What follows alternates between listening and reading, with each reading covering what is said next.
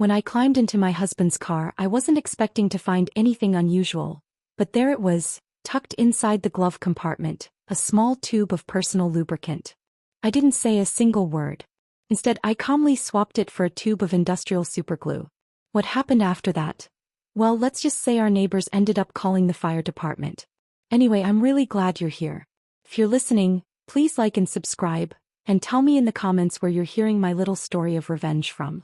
I'd love to know how far it's traveled.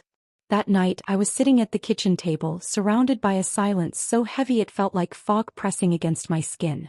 The quiet had become a regular, unwanted guest in our home. The old clock on the wall, a wedding gift from my late mom, ticked with this slow, steady rhythm that almost sounded like an accusation. Every beat reminded me that maybe, just maybe, my whole life had been a beautiful, perfectly built lie. My husband, Ethan, had just come home from yet another one of his so-called business dinners. He didn't look tired. He looked haunted, like a man dragging around a secret that was eating him alive. His face carried lines I hadn't seen before, not just from age but from guilt. He tossed his jacket on the couch like always, loosened his tie as if it were choking him, and collapsed onto the bed without even bothering to shower. The smell of his fancy cologne lingered in the air, but underneath it was something new. A floral perfume that didn't belong to me. That scent felt like a slap in the face, a bold confession from a stranger's life I didn't know he was living. Minutes later, I heard his soft snoring fill the house. It used to be comforting, that sound. Now it felt like mockery, a lullaby for a fool. I got up quietly, moving the way a woman does after 40 years of marriage. Automatic, careful, tired. I started tidying the mess he'd left behind. His jacket, his wallet, his phone, his old laptop. Then I saw it, his phone screen still glowing. An email notification. That stopped me cold. Ethan never used email. He'd always joke, "Maggie, all this tech stuff's too complicated. I'd rather just make a call." But now there it was, an email sitting right there in plain sight like a ghost from a life I didn't know existed. Curiosity, ugly, irresistible, took over. I opened it. Just a few words, but they shattered me completely. "You were incredible tonight, Dad." For a second I couldn't move. The room spun. Dad. The word hit me like ice water. Who would call him that and say that? My hands trembled as I scrolled down, hoping for answers. Nothing. Just a strange email address, some random letters and numbers. No name, no clue. I glanced toward the bedroom. Ethan had rolled over, mumbling in his sleep, his face peaceful, while my whole world cracked open. I placed his phone back as carefully as I could, though my hands were shaking so hard I almost dropped it. I went back to cleaning, but everything felt mechanical now. When I picked up his pants for the laundry, I found a folded receipt in the pocket, still crisp. It was from a fancy steakhouse in Austin, dated that very night. My stomach twisted. He told me he was in Dallas meeting clients. A dry laugh escaped my lips. He hated driving to Dallas. But Austin? That's where his mother had lived before she passed. He always said the place made him feel close to her again. Who was he having dinner with there? The receipt said party of 2, with a bottle of expensive Cabernet Sauvignon, the same wine he'd bought for our 10th anniversary, and 2 entrees, steak and pasta. I tried to remember the last time he'd taken me somewhere like that. Maybe 10 years ago when I opened my first bakery. I could still see the candlelight flicker on his proud smile that night. And now even that memory felt tainted. I pulled out my own phone, snapped pictures of the receipt and the email. I didn't want to believe what I was thinking, but 40 years of marriage teaches you to recognize truth before it's spoken. Something was wrong. Badly wrong. My heart hammered as I went into the garage. Ethan's old SUV was still warm. Inside, the air smelled like gasoline, and that same sweet perfume from his clothes. My chest tightened. I grabbed a flashlight and leaned in, checking every inch of the driver's seat, afraid of what I might find next. There wasn't much in the car, just some loose change and an empty water bottle rolling around under the seat. But when I reached into the passenger side glove box, my fingers brushed against something slick and plastic. I pulled it out and my stomach dropped. It was a used tube of lubricant, the cap crusted with dried residue. My hands went cold. I just stood there in the dim garage, staring at it like it was something poisonous, something alive. Ethan and I hadn't been intimate in years. He always said he was too tired, that getting older had drained his energy. So why was this even here? That question echoed through my head over and over, until it felt like my thoughts were pounding inside my skull. Somehow I stayed calm. Instinct, I guess. I put the tube right back where I found it, wiped my hands with a napkin until my skin stung, as if scrubbing could erase what I'd just touched, or what it meant. I kept looking, moving slower now, more deliberate. Under the back seat, I found a couple of crumpled napkins soaked in a strong, sweet floral perfume. It wasn't mine, and it definitely wasn't his. The scent felt invasive, loud, like a stranger shouting her presence inside my marriage. I took photos of everything. The napkins. As if I could somehow trap the smell, freeze the proof. Then I shut the car door and went back inside, the evidence pressing on me like a physical weight. I sat down at the kitchen table again, my hands shaking uncontrollably as I picked up Ethan's phone. By now I was almost sure he was cheating. But I needed more than suspicion. I needed certainty. His messages were all work-related, cold and dull, nothing personal. His inbox was spotless except for that one strange email. Even his trash and drafts were empty. It was too perfect. Too clean. It felt curated. Like someone had wiped away every trace of a secret life. A master of lies, I whispered to myself, the words tasting bitter. The anger inside me cooled into something sharper, heavier. A need for truth no matter how much it hurt. By sunrise I was still awake. The light filtering through the kitchen curtains felt too soft, too peaceful for what was boiling inside me. The images of the lubricant, the restaurant receipt, and that email wouldn't stop spinning in my head. They circled me like vultures. I busied my hands, made breakfast the way I always did. 2 fried eggs, toast, and a cup of strong black coffee. Ethan's favorite. He came down looking half asleep, his hair sticking up, eyes heavy. He sat at the table, took a sip of coffee and set the cup down, barely touched.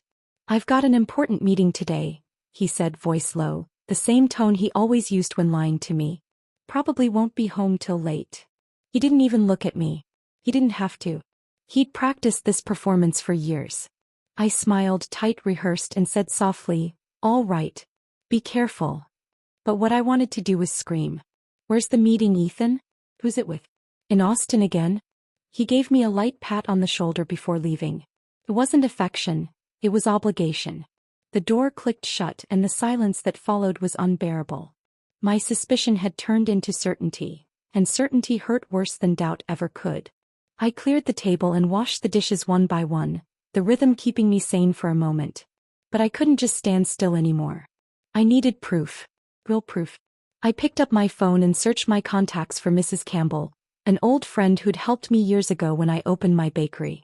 I remembered her once mentioning a private investigator, someone who handled infidelity cases. "Maggie, if you ever need help, I know a guy named Tom. He's discreet and professional." I never thought I'd make that call. But now I didn't have a choice. When she answered, her voice was warm but cautious. "Hello." "Hi, Mrs. Campbell," I said, trying not to let my voice shake. "Could you help me get in touch with Tom? I really need him." There was a pause. A heavy one. "Maggie, what's going on? Did Ethan do something?" I closed my eyes, my throat tight. "I just need the truth. Please." She didn't ask anything else. Within an hour, I got a message from Tom Reynolds, the investigator. "Mrs. Parker, don't worry. I'll help you. Let's meet at noon at the Riverside Cafe." It was short, but it gave me something I hadn't felt in days. A sliver of control. At noon I went to that cafe. It was a tiny place downtown, all wood tables and the smell of roasted coffee drifting through the air. Normally that scent would comfort me, but that day it felt distant, foreign. I found a seat in the back corner, half hidden from view, just another shadow in a bright, noisy room, waiting to find out how deep my husband's lies went. When Tom Reynolds walked into the cafe, I noticed right away how grounded he seemed, short, stocky, wearing a light blue shirt and carrying this calm, thoughtful look in his eyes, like he could see right through the surface of things. I handed him a flash drive with everything I'd gathered the night before. The photos of the strange email, the steakhouse receipt, the lubricant tube, and those perfume-soaked napkins. "This is all I have," I told him, my voice unsteady. "I'm not sure, but I think my husband is cheating on me." Saying it out loud hurt. The words felt like ash in my mouth. Tom nodded silently as he scrolled through the images on his phone, his expression steady, unreadable. He scribbled a few notes in a small, worn notebook before finally speaking. "Mrs. Parker, I understand. I'll start following Mr. Parker this afternoon. Don't worry, I'll keep you updated. I swallowed hard, trying to hold back tears. Thank you, I whispered. I just want to know the truth, whatever it is. He gave me this soft, almost fatherly nod. I'll do my best. Go home and don't do anything that might make him suspicious. When I left the cafe, the city around me felt loud and distant at the same time. I walked through the crowd, but it was like I didn't exist. 40 years of marriage. Gone. A lifetime built on trust, and now that foundation was cracking right under my feet. I'd always believed Ethan was steady, loyal, my anchor in every storm. And there I was, paying a stranger to spy on him. The irony was almost too much to bear. That night I stayed late at the bakery. The warm smell of yeast and sugar usually soothed me, but now it felt hollow. I was sitting at my desk sorting invoices when my phone buzzed. My heart kicked into overdrive. It was a message from Tom. I opened it. There was a photo attached. Ethan, wearing his light blue shirt, was walking into an upscale restaurant, hand in hand with a woman. My breath caught. I zoomed in and my world shattered. It was Lindsay, my daughter-in-law. She was dressed to kill. A tight black dress, her hair down, bright red lipstick, smiling like she was glowing from the inside. They didn't look like family. They looked like lovers. I stared at the photo, my hands trembling. Lindsay, how? At every family dinner, they'd always been distant, polite to a fault, as if they barely tolerated each other. Now I realized it was all an act, a performance, and I was the audience. More photos came through. One showed them sitting at a candlelit table in a quiet corner. Flowers between them. Lindsay leaned in close, laughing, her eyes soft. Ethan lifted his glass toward hers, and the way he looked at her. God, I hadn't seen that look in decades. Not even when we were young. Back when I was that girl from San Diego with long hair and a heart full of dreams. That gaze, the one that used to belong to me, now belonged to her. Around 2 in the morning my phone buzzed again. A video. I put on my headphones, my hands shaking, and hit play. There they were. Lindsay leaned close, whispering something in Ethan's ear. He laughed. A laugh I didn't even recognize anymore. Her eyes sparkled, his face softened, and when they left, he held the car door open for her like a man courting his lover. I watched the video again. And again. Each replay felt like driving another knife into my chest. Lindsay, the woman I'd welcomed like my own daughter, the one I'd taught to bake our family's flan recipe. And Ethan, the man I'd built my life with. What were they doing behind my back? Behind Daniel's back? My son's back?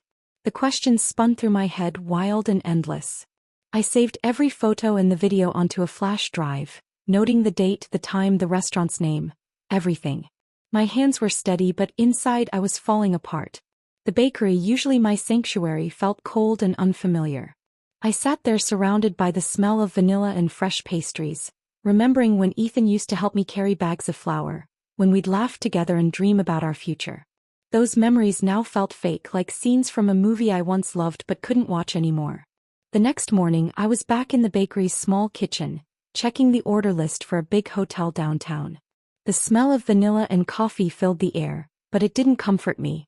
It felt like a cruel reminder of the normal life I'd just lost. I signed the last invoice and reached into my apron pocket when my phone buzzed again. My stomach sank. It was a message from Tom. Just one short line. Mrs. Parker, I'm sending you more evidence.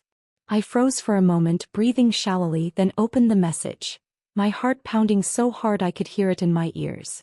A new batch of photos popped up on my screen. The first one showed Ethan in his usual gray shirt, walking out of a law office near the downtown plaza. Right beside him was Lindsay, wearing a beige dress that hugged her figure, her hair pulled into a sleek ponytail, and oversized sunglasses covering half her face, as if that could hide who she was. They were walking too close, their bodies saying what words didn't need to. The next photo showed them standing in front of a fancy 4-star hotel, the kind with gold lettering and glass doors that glisten in the sun. I zoomed in, desperate for something, anything, that might prove I was wrong.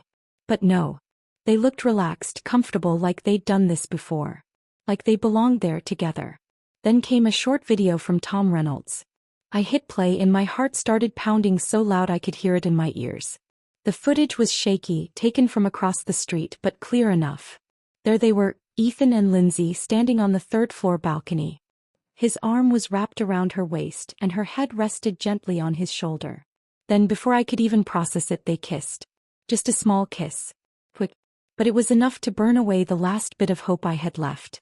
I replayed the video frame by frame, my stomach twisting tighter each time. In one clip, the curtain behind them moved and Lindsay came running into his arms, smiling, laughing like a girl in love. I gripped the edge of the table to steady myself. My vision blurred. Then I saw the message from Tom. They rented the room for the afternoon. Looks like they're staying overnight. I'll keep watching. I must have read it 20 times. My throat closed like someone was pressing down hard on it. Just hours earlier, Ethan had texted me.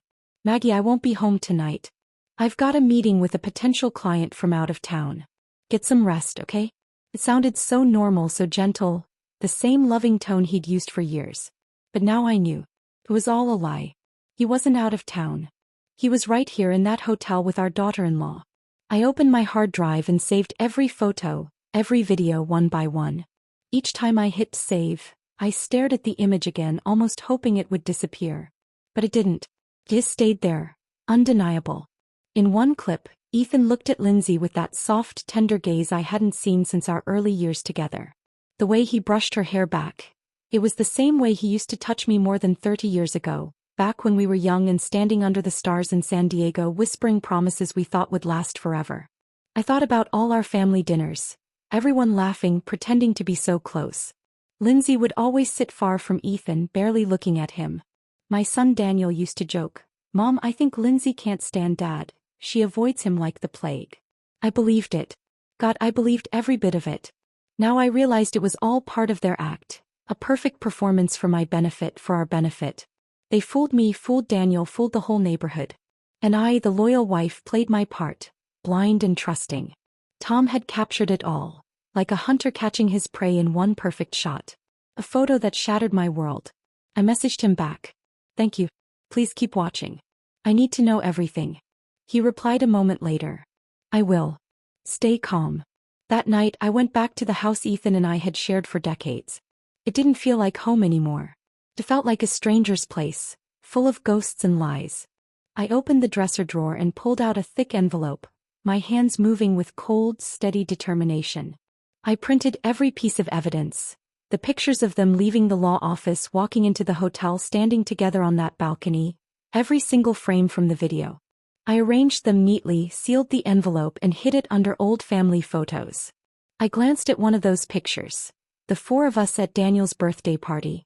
Lindsay smiling, hugging Daniel, while Ethan stood beside me, his hand resting proudly on my shoulder.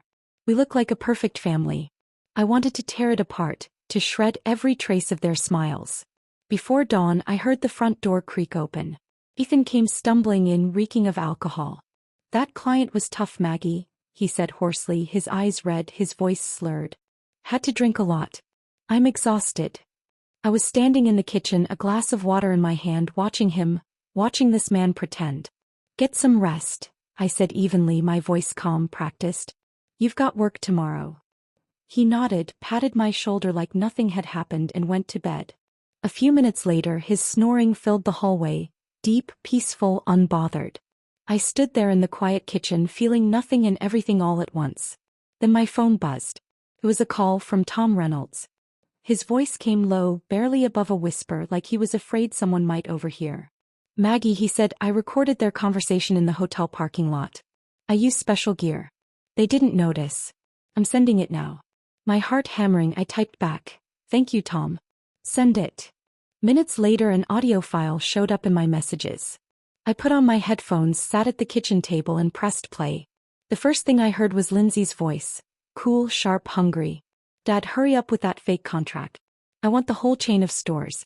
I want that old hag out of the house." The words hit me like a fist. I gripped my phone so hard my knuckles went white. Then Ethan's voice came through, deep, steady, confident. "Don't worry about the paperwork. Maggie doesn't know anything. Leave it to me. He trusts me too much." The sound of him saying my name like that, so casual, so dismissive, felt like a knife twisting. They weren't just lying to me. They were plotting to take everything I'd built. My bakery chain. Every long night, every burned batch, every delivery I ran myself. All of it was theirs for the taking. Ethan had never once been the one to get flour on his hands or wake up before dawn to box pastries. And now they were planning to steal my life step by step. I kept my composure long enough to copy the audio onto the flash drive with the other evidence. I wrote down the time and place like marking a map so I wouldn't get lost inside my own rage. The next morning while making coffee at the bakery, my phone buzzed again. Tom had sent more photos, taken with a telephoto lens. In one, Ethan and Lindsay sat inside his car, a thick stack of papers spread between them. Lindsay held a red pen and was marking the pages, attentive and focused, while Ethan nodded and smiled like a man in full agreement. Tom's note read, "Looks like they're using a contact at the notary's office to make the transfer. I'll follow up." I zoomed in until the letters blurred, but I didn't need to read the words. I knew what those papers were. Not normal work documents. Contracts. Transfers. A plan to take everything I'd poured my heart into. The bakery that had saved me, that I had built from scratch, was suddenly on the chopping block. I put on the audio again and listened to every cruel phrase. That wretched old woman Lindsay called me. The memory of teaching her how to make rice, hugging her like a daughter, laughing about recipes. It all turned to ash. I had welcomed her. I had shown her our family's flan recipe, thinking she would be part of our life. Instead, she'd been playing a role, and Ethan was her co-conspirator. A regular customer, Mrs. Anderson, came in for her usual order. Cookies for her grandkids. "Maggie, your bakery is booming. I'm so proud of you," she said, warm and proud. I forced a smile and said, "Thank you. I'm doing my best." Inside I felt hollow. What would she think if she knew they were talking about taking the stores from me? Would she still call me strong, or would she see me as a fool betrayed by my own family? That night at dinner, the kitchen light turned Ethan's face a strange yellow. He ate and talked in that flat, practiced voice as if nothing had shifted. "Maggie," he said, "I have to sign some important business papers this week. Maybe you should look them over. They're complicated." I picked up a piece of bread and pretended to chew, while Lindsay's recorded voice echoed in my head. "Dad, hurry up and sign the fake contracts." He was testing me. He wanted me to be part of the paper trail to make the theft look legitimate. I gave him a tired, empty smile. "I'll look at them later. I'm tired." He nodded, drank his wine, and kept his face smooth. When he finally stood and staggered to the bedroom, I cleared the table slowly, each motion careful as a promise. He fell into bed and began to snore, leaving his car keys on the nightstand, bright and innocent under the dim lamp. They looked like temptation. They looked like an opportunity. My pulse raced. This was the moment I'd been waiting for. I moved into the bedroom on silent feet, every muscle alert, and reached for the keys. Every step I took felt like walking a tightrope between pain and purpose, between the life I'd known and the one I was about to create.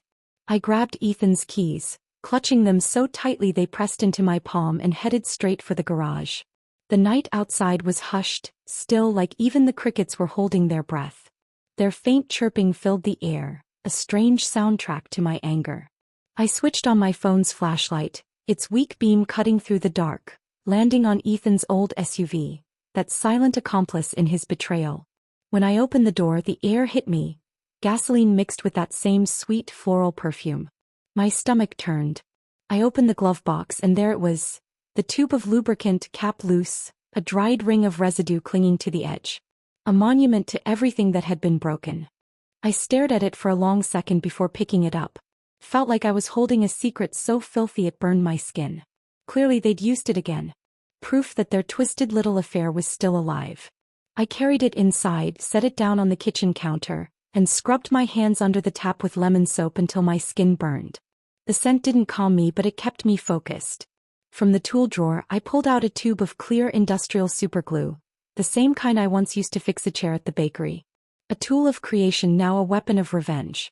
I twisted the lubricant's cap open and began filling it, drop by drop, with glue until it was full. I wiped the nozzle, shook it gently, gave it a little test. Perfect. Smooth, just like the real thing. No one would ever know. I smiled faintly, not with joy but with resolve. This wasn't just about rage anymore. It was justice. My kind of justice. I returned the tube to the glove compartment, adjusted the floor mat, the seat, everything exactly as it had been, and shut the door. Before leaving, I opened the trunk. Crumpled bags, an empty water bottle, and an unused condom lying in the corner. I stared at it, my heart tightening, but I wasn't surprised anymore. I snapped a photo. One more piece of evidence for my growing collection. Back inside, I placed the keys next to Ethan's alarm clock, then sat down on the couch with an old book, pretending to read. The dim lamp cast a warm light across the page, but I couldn't focus on a single word. My thoughts were spinning. About Daniel, my son, who thought he had a perfect life with Lindsay. How could I ever tell him that his wife and his father were betraying us both? I thought about the bakery chain, 40 years of backbreaking work, of building something from nothing. Every fight with Ethan about finances, every late night kneading dough while he claimed to be working. I'd always believed he supported me, but now I knew better. He'd just been waiting for the right moment to take it all away. About an hour later, I heard him stirring. Ethan shuffled into the kitchen for a drink of water, rubbing his eyes. The keys were right there on the counter, exactly where he'd left them. "Still up, Maggie?" he mumbled, half asleep. I smiled, calm as ever. "Just reading a little. Go finish your water and get back to bed." He nodded, finished the glass and walked back down the hall. Minutes later, the sound of his snoring drifted through the house. I sat there watching him, this man who'd once sworn to love me until the end, and felt nothing but a cold, steady fire inside. He thought he'd fooled me. He had no idea I'd already started my own plan. By dawn I was back in the bakery. Sunlight spilled softly across the counters while I kneaded dough with more force than usual, pressing out my fury in every motion. When I came home for breakfast, I forced a calm smile onto my face. Ethan was already up, sipping coffee. I placed eggs and toast in front of him and said evenly, "Ethan, I have to travel to Nashville tomorrow to sign a contract with a new business partner. I'll probably be home late. Can you take care of dinner?" He looked up, a flicker of surprise, but behind it I saw something else. Not worry. Relief. "A big contract?" he asked, taking my hand with that fake tenderness he'd perfected. "Don't worry, honey. Go ahead. I'll handle things here." The small smile tugging at his lips cut through me like glass. He wanted me gone. And I knew exactly why. "Thanks," I said softly. "I'll call if I'm running late." He finished his coffee, grabbed his jacket and headed toward the door. But just before leaving, his phone buzzed on the table. The screen lit up, Allison Taylor. My chest tightened. "Lindsay." I knew it instantly. Before I could even reach for the phone, Ethan stepped back in, scooped it up and locked the screen. "Forgot it," he muttered, forcing a quick smile. Then he was gone. I just stood there, staring at the closed door, feeling the sting of humiliation. He wasn't even pretending anymore. That day I worked like a machine, delivering bread, greeting customers, smiling on autopilot, but my mind stayed locked on Ethan and Lindsay. I couldn't let them keep spinning their web behind my back. Or Daniel's. I needed more proof. Something real, something I could hear from their own mouths when they thought no one was listening. That night I played the part of the tired wife perfectly. I yawned, stretched, and told Ethan, "I have to wake up early tomorrow to catch the bus, so I'm heading to bed." He nodded, barely looking up from his phone. "Rest, Maggie. Be careful on your trip tomorrow," he said softly, patting my shoulder before turning off his light. I lay there still, eyes closed, but my ears were sharp, tuned to every tiny sound in the house. Around midnight, Ethan's snoring stopped. I heard the bed springs creak as he quietly sat up. The faint glow of his phone lit the dark room. He tiptoed out, closing the door just enough to think I was asleep. My pulse quickened. I slipped out of bed, moving on silent feet, and hid behind the heavy curtain in the living room. Through the thin gap, I saw him standing near the window, phone to his ear, whispering. "Yeah, of course," he said in that low, careful tone. "Come over tomorrow. We don't need the hotel anymore. Maggie's leaving town for the day, she'll be back late." Then came that laugh, Lindsay's soft, syrupy voice on the other end. "That's great, Dad. Finally we can relax." Ethan chuckled. "Yeah, come early. I'll be waiting." The words stabbed straight through me. Not only were they cheating, they were planning to bring their affair into my own home. The house where I'd raised our son. The house that was supposed to be ours. I crept back to the bedroom, my body trembling but my mind razor sharp. I opened a drawer and pulled out Daniel's old recorder, the one I'd bought him back in college to record his lectures. I checked the battery, replaced it with a fresh one, and turned on the continuous record setting. Then I hid it behind the bookshelf by the headboard, threading the cord neatly behind a framed family photo, a picture from Daniel and Lindsay's wedding. I stared at that frozen image, Ethan smiling proudly beside me, Lindsay glowing in white. Back then I thought that photo meant love. Now it was just evidence of betrayal. Before climbing back into bed, I checked the recorder again, its red light blinking softly. Then I laid down, eyes closed but wide awake inside. A few minutes later, Ethan came back, his footsteps quiet, his breathing steady. He collapsed beside me and started snoring again as if nothing in the world was wrong. But I didn't close my eyes until I reached for the alarm clock and set it earlier than usual. I wasn't sleeping tonight. I was waiting. At 5 a.m. I got up. The sky outside was still dark, the faint glow of the streetlights seeping through the curtains. The house was silent except for Ethan's deep, even breathing. In the kitchen, I stood with a cold cup of coffee in my hand, staring at the skillet on the stove filled halfway with oil. This was the final step of my plan. A simple trick, just enough to make smoke to draw attention to bring witnesses. I tied a thin string to the stove's igniter, ran it across the counter to the window, and fastened it to an old coffee can I found in the cabinet. One quick pull from outside and the igniter would spark the flame. The oil would smoke up the kitchen, not enough to cause real harm but plenty to alert the neighbors. I tested it once. The flame caught instantly, the smoke swirling into the air like dark ribbons. I turned it off fast, aired the room and made sure no trace of my plan was left behind. Then I grabbed my jacket, my big purse and put on a calm face. Before leaving, I went into the bedroom and shook Ethan gently. "I've got to go to the bus station now," I whispered. "I'll be back late. Don't wait up." He blinked sleepily.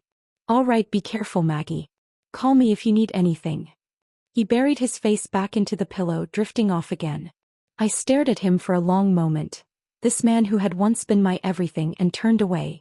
He had no idea what was coming. Instead of heading for the station, I crossed the street to Mrs. Anderson's house. She opened the door in her robe, eyes wide when she saw the purse slung over my shoulder. "Maggie? Honey, what are you doing out so early? Is everything okay?" I forced a tired smile. "Mrs. Anderson, can I stay here for a few hours? I need to watch my house." She didn't ask questions. Just nodded, poured me a hot cup of coffee and led me to the front window. From her living room I had the perfect view of my front door, the stage where the truth would reveal itself. Around 10 o'clock a taxi rolled up in front of the house. Lindsay stepped out wearing a light floral dress and dark sunglasses, like she thought she could hide from the world. My heart pounded. Ethan opened the door, glanced around quickly and ushered her inside. I gripped my cup so tight I thought it might crack. "It's time," I whispered and opened the app on my phone that connected to the hidden recorder in the bedroom. Static. Then footsteps. Laughter. The clinking of glasses. And then Ethan's deep, lazy voice. "All right, we don't have to hide in a hotel anymore." Lindsay laughed. "You really know how to pick your moments. The old hag's gone, right?" I bit my lip until I tasted blood.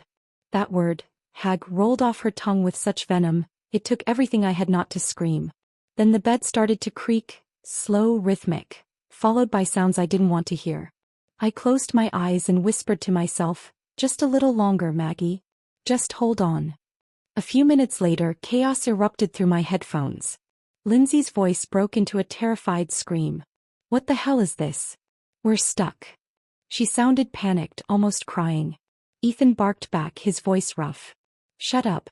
Wait, let me see." That was my cue. I smiled, cold and steady, and barely brushed my finger across the screen of my phone. The string pulled tight. The stove's igniter clicked. The oil in the skillet flared, and thick black smoke began pouring out of the kitchen window like a dark signal to the world. Beside me, Mrs. Anderson gasped.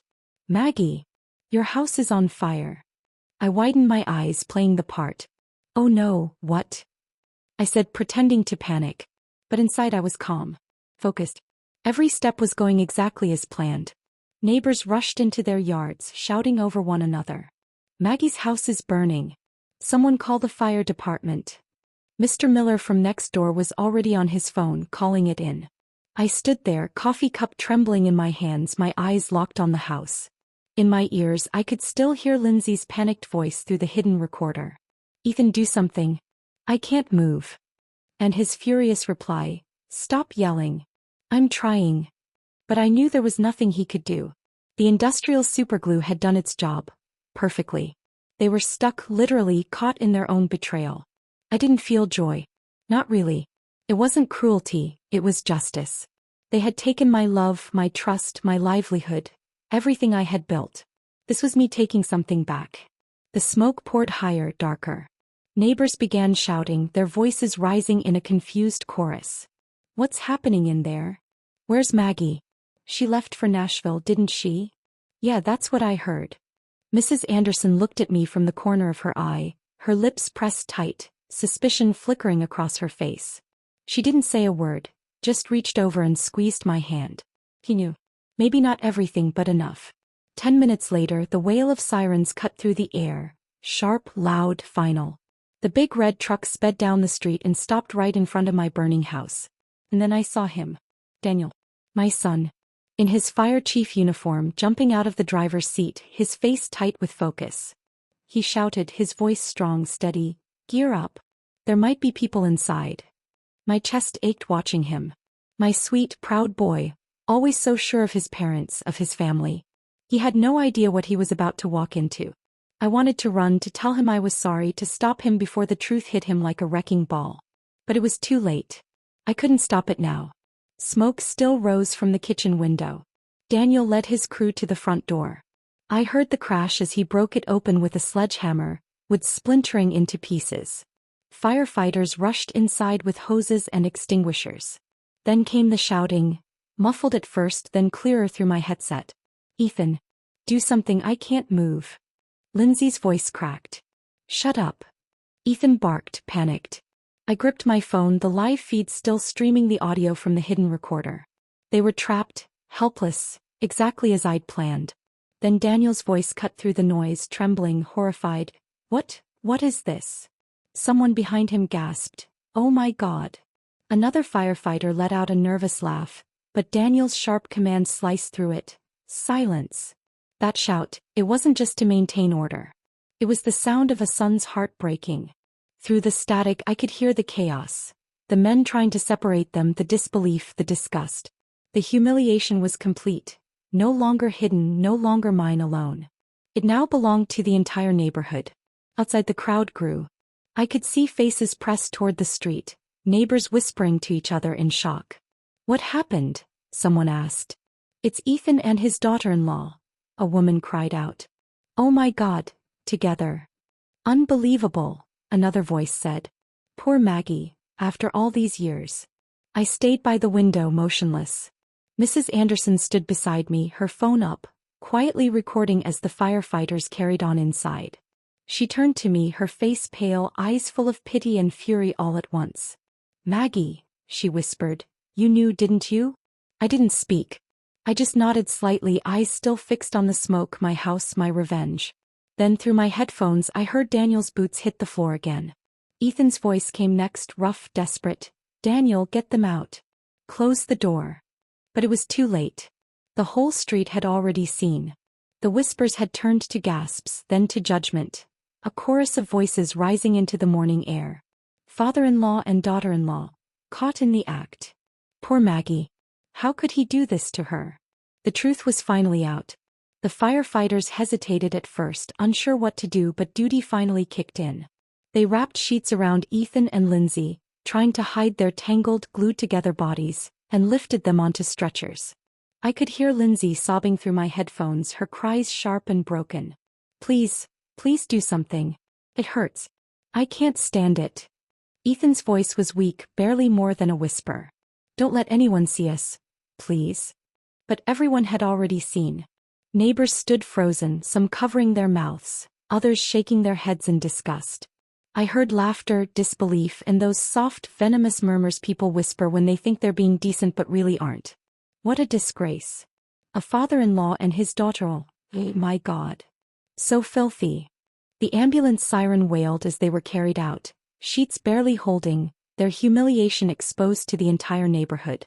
As the paramedics loaded them in, someone shouted, half laughing, "What a show." It was Mr. Miller again. Never thought I'd live to see something this shameless. An older woman nearby muttered to her friend, "Poor Maggie." I stood in the crowd, pretending to be out of breath as if I'd just run from the bus station. "What happened?" I asked, feigning shock. Daniel was standing in the yard, motionless, pale as snow. His helmet hung loosely in one hand, his other hand trembling. Around him his teammates kept their distance, eyes down, pretending to busy themselves with equipment.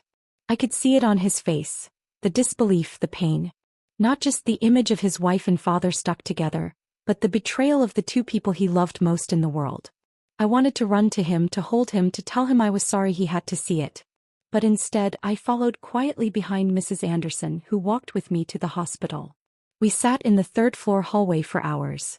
I kept the mask of a worried wife, clutching my purse like a lifeline. Eventually a doctor came out, wiping sweat from his forehead. "Mrs. Parker," he said softly, "we managed to separate them. Fortunately there's no lasting damage. They'll just need some skin ointment." I nodded, pretending to be relieved, my fingers brushing the inside of my purse, where I had 2 small tubes I'd prepared earlier. Mustard. Thick, hot and ready. "Thank you, doctor," I said, my voice shaking just enough to sound believable. "Can I see them?" He nodded and led me to the nurse's station. A young nurse handed me 2 tubes of ointment with a look of sympathy. "Ma'am, I know this must be very difficult. I'm so sorry." I forced a faint, trembling smile. "Thank you." The second she turned away, my hands moved fast. Smooth, practiced. I swapped the tubes for the mustard from my purse and slipped the real ointment deep into my bag. Then I walked into the hospital room, keeping my face calm. "Ethan. Lindsay. Are you both okay?" Lindsay was curled up in the bed, hair wild, eyes red and swollen. She couldn't even look at me. Ethan was pale, sweating, his voice hoarse. "Maggie, I can explain." I didn't let him finish. I set the tubes down on the table beside his bed and said quietly, "Take care of yourselves," before walking out. It didn't take long. Minutes later, a blood-curdling scream tore through the hall. Lindsay's voice echoed, "It burns. My skin is on fire." Ethan's shout followed, furious, desperate. "What the hell is this? What did you do?" The entire floor erupted. Nurses rushed in. People stepped out of their rooms, whispering to each other. "That's them," an old woman said to her son. "The ones from the video. The father-in-law and the daughter-in-law." Another voice chimed in, disgusted. "Serves them right. They deserve it." I stood at the end of the hallway, my heart pounding, listening to the chaos. The doctor ran past me, barking orders for neutralizing cream. But the damage was already done, not to their skin but to their pride. Their shame was public now, unstoppable. Mrs. Anderson's video, the one of them being carried out of the house half-naked, had already gone viral. The whole neighborhood, maybe the whole town, had seen it by now. When things finally calmed down, Daniel arrived, his face pale, his eyes empty. He was holding a thick folder, the one I'd asked him to fetch from home. Inside was the evidence I'd saved, and 2 signed divorce forms I'd prepared weeks ago. He handed me the folder in silence. I opened it, took out the papers and walked into the room. Ethan looked up at me, eyes hollow. Lindsay was sobbing quietly beside him. I laid the documents on the table, my voice cold but steady. 40 years of marriage end here, I said. Sign these. Then do whatever you want. Just stay out of my life and my son's. Lindsay collapsed, clutching the blanket. Daniel, please, forgive me. I made a mistake. I'm so sorry, please. Daniel stood in the doorway, his face unreadable, his eyes distant. He didn't say a word. Just turned and walked away. Ethan reached for me, his voice trembling. Maggie, please. I didn't mean for any of this to happen. I pulled my hand away. Don't. You made your choice. He shouted after me, voice cracking. Maggie, please. A nurse stepped in sharply. Sir, this is a hospital. Keep your voice down. I didn't look back. I just walked out. In the hallway, Daniel was leaning against the wall, his head buried in his hands. I walked over and placed my hand gently on his shoulder. He didn't lift his head. His voice was quiet, broken. Mom, why did it have to be Dad? Why her? I didn't answer. There was nothing left to say. I just wrapped my arms around him, holding him tight. The two of us standing there in silence, bound by pain and the ashes of what used to be our family. In that moment, watching everything fall apart, I knew Ethan and Lindsay had lost it all. Their dignity, their marriages, and even that filthy plan they'd built together. But Daniel and I, we'd lost a family. I could only hope that, with time, peace might find us again. A few weeks after the scandal, life around me started to move on. Strangely, almost beautifully. The little bell above my bakery door never stopped ringing. Customers came and went, filling the air with chatter and the smell of warm bread. "Maggie, you're so strong," Mrs. Anderson said one morning as she picked up her bag of freshly baked flan.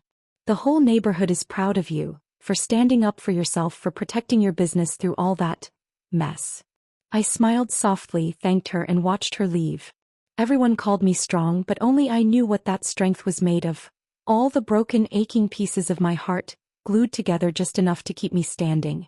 Every time I looked at the oven, that same old oven I'd stood in front of for 40 years, I remembered Ethan and Lindsay. They had tried to take everything from me. My bakery, my home, my pride. But they failed. I was still here. Still baking. Still breathing. Daniel moved back in right after that day. He didn't talk much about what had happened. He didn't have to. I could see it in his eyes. That quiet, heavy sadness that comes from losing trust in the people you loved the most. "Mom," he said the first night, standing at the door with his suitcase in hand, "I want to stay here for a while. Help you with the bakery. Handle the clients, the calls, whatever you need." I didn't say anything. I just hugged him. The warmth of my son, the same boy I once rocked to sleep, was enough. We didn't need words. Just time. Every morning we opened the bakery together. I'd start the ovens, arrange the trays, and Daniel would check invoices, call hotels, talk to suppliers. "Mom," he called out one morning from the register, "the Grand Hotel wants to double their pastry order for next week." "All right," I said, smiling faintly. "Confirm it. I'll prep more dough." Those quiet, simple exchanges were healing. No lies. No pretending. Just us, working, living, surviving. Evenings were peaceful now. Dinners were simple, just the two of us sitting at the small kitchen table. Sometimes rice and chicken. Sometimes just bread and coffee. "Mom," Daniel said one night, his voice soft, "can you make me flan this weekend?" That was the first time I'd seen him smile since the fire. "Of course," I said, my heart swelling. "But you're helping me stir the caramel this time." He laughed quietly, and for a moment the house felt full again. For the first time in decades, I started making time for myself. I joined a little cooking club at the community center. Just a bunch of women around my age trading recipes and stories. "Maggie," one of them said with a grin as she tasted my flan, "you make the best flan in the neighborhood." I laughed and shrugged. Just a trick I picked up back in San Diego. On weekends I started going to church again. I'd sit quietly in the back pew, sunlight filtering through stained glass onto my face. I didn't pray for Ethan or Lindsay. I prayed for Daniel. For myself. For peace. Sometimes I'd walk through the town square with Mrs. Anderson, listening to her fill me in on all the latest gossip. "You know, Maggie," she said one afternoon, eyes sparkling, "people still talk about Ethan and Lindsay. But everyone says you're the one who came out on top." I smiled faintly. "Maybe I did," I said. "But the price was losing my family." Daniel started opening up again too. He talked more about his work, the calls, the fires. "Mom, we had a big one at the market yesterday," he said one evening over dinner. "Scary, but everyone made it out okay." I reached across the table, touching his hand. "Just promise me you'll be careful," I said quietly. "You're all I have left." He gave me a tired, loving smile. "Don't worry, Mom. I'm not going anywhere. You'll never be alone." Those words were like medicine. They soothed every scar the past had left behind. One busy afternoon I sat at the cash register watching customers stream in and out. The bell jingled nonstop. The smell of warm pastries and caramel filled the air. I looked around, the flan trays, the sugar-dusted bread, the sunlight spilling through the window, and felt something I hadn't felt in a long time. Pride. From a girl in San Diego to a woman who had weathered everything, I had built this life with my own two hands. Ethan and Lindsay had tried to destroy it, but I was still standing. I had my bakery. I had my son. And most importantly, I had myself. Thanks for listening.